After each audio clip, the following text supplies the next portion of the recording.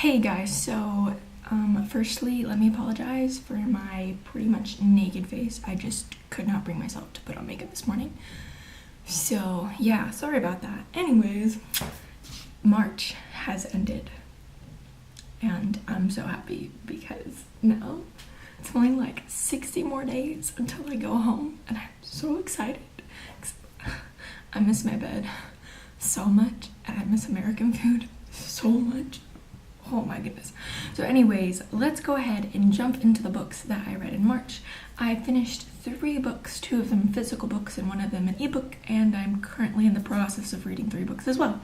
So without further ado, let's jump into this. So for the first book I finished in March, I finished Mariemont Ghost, which I think that's how the M name is pronounced, but you know, whatever.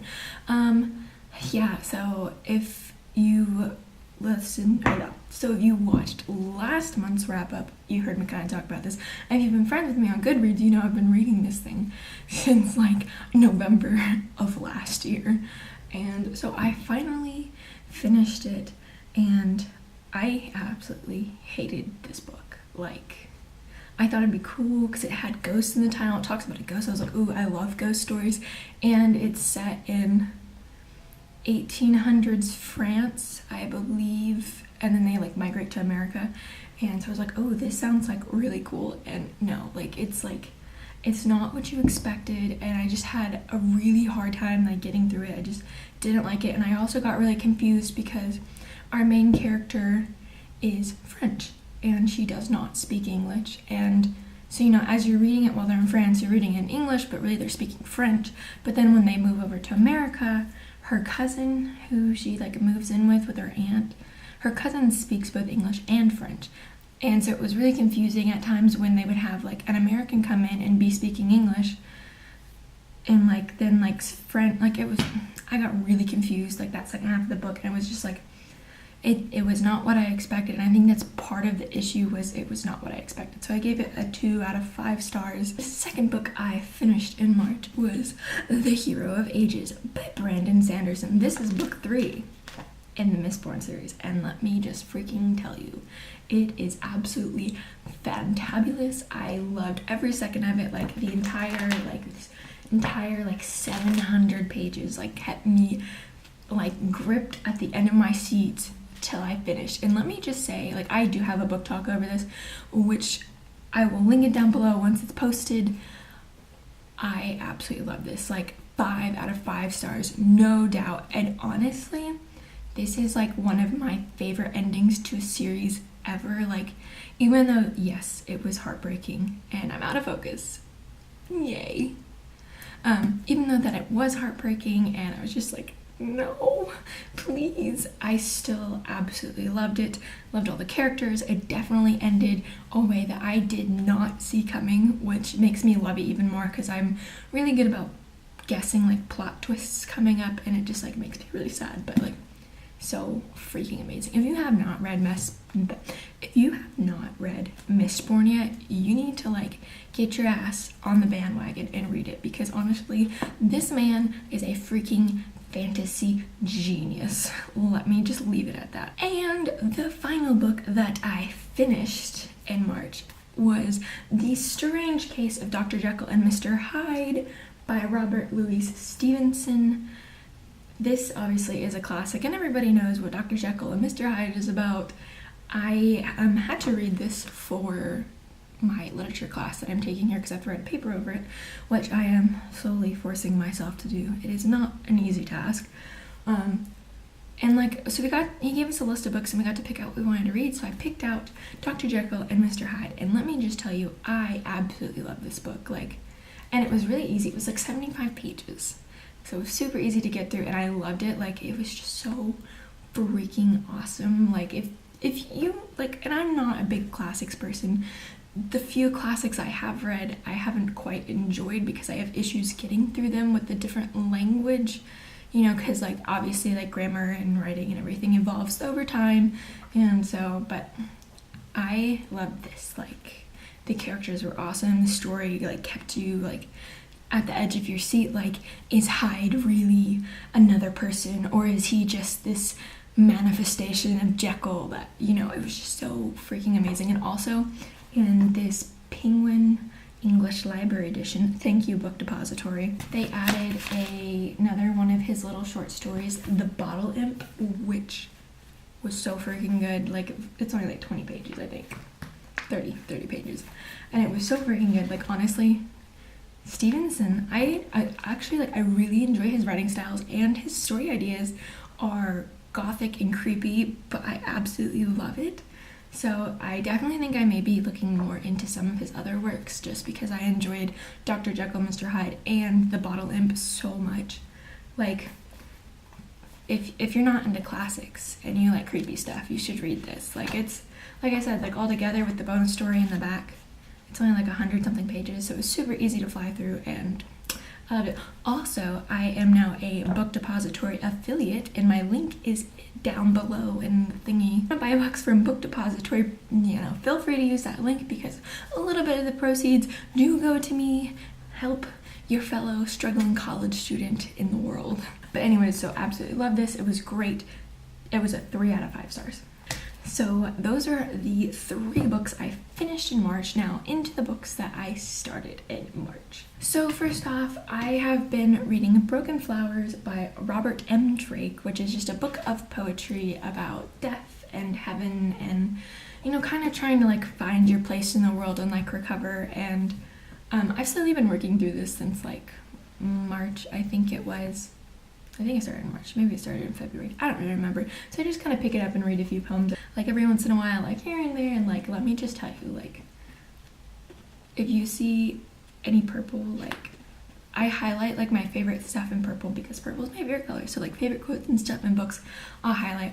But like in the poem book, like I've highlighted so many of these poems just because they strike like a certain chord with me, and I absolutely love it. Which is definitely why Robert M. Drake is probably my favorite poet, even though I have hardly read any poetry. I got to page 205 by the end of March in this, and there's like 300 pages, so I'll probably finish it in April. Also, let me know down below some of like your favorite poetry collections or poets, because I really, like, after reading this, I really want to get more into poetry, and it will also be a way to help me read more while I go back to school at home, because obviously my course load's going to be a lot harder, and also like I will actually be working. Like here I don't have to work, so I have a lot of free time to read and stuff, whereas at home I'll be working and like I'll have a heavier class load.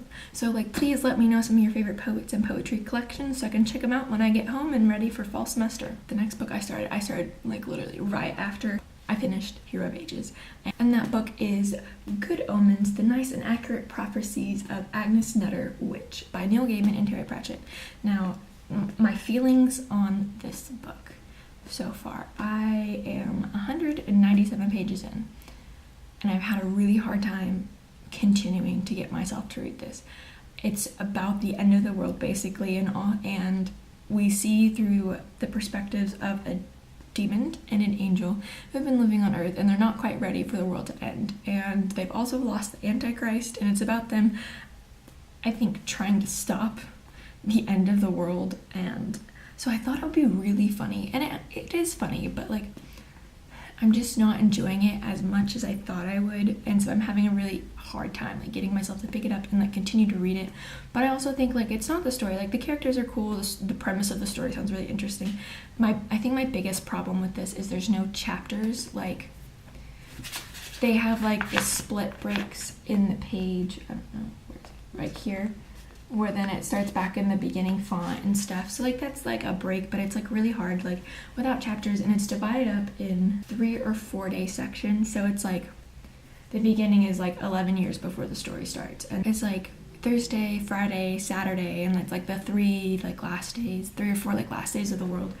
And so I don't know, I think like besides that, I think my biggest problem is I'm slightly in a book hangover from the Hero of Ages, just because like I love the world and the characters so much, and like now that it's over, well technically it's not over because I have the second series with me that I need to read, but I mean it's like starting to pick up, so I think I'll be able to get myself to finish this hopefully, you know, coming up. And like next week I will be on break, and me and some friends are going to London and Paris, and I'm so excited. So I've got quite a few plane rides and bus rides and stuff. So hopefully I can either knock this out this week, or I'll take it on the planes and stuff with me and finish it next week and start my new book.